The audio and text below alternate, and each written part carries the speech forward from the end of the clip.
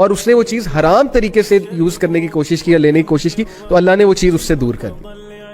اور ایسا کئی بار ہم نے دیکھا ہے کہ ایک انسان کے دل سے آپ کی محبت ہی نکال دیتے ہیں اللہ تعالیٰ اگر آپ حرام طریقے سے اپروچ کرنے کی کوشش کریں گے.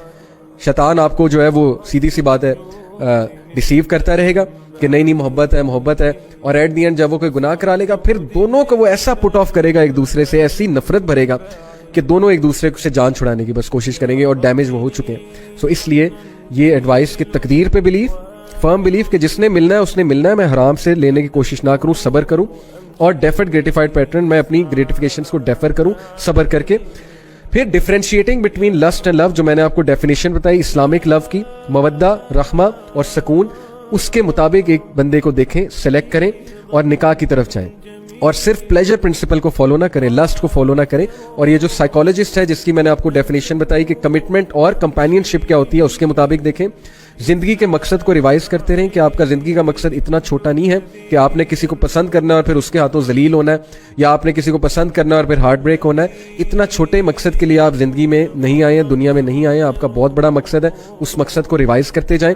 اور لاسٹلی ابن قیم کی جو کتاب ہے نا جو میں نے آپ کو ریکمینڈ کی, دعائے شافی, اس کا ضرور مطالعہ کریں.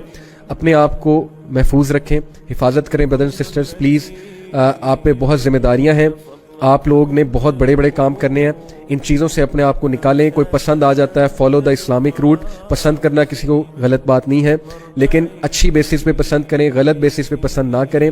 اپنے ماں باپ پہ بھی رحم کریں, اپنے اوپر بھی رحم کریں.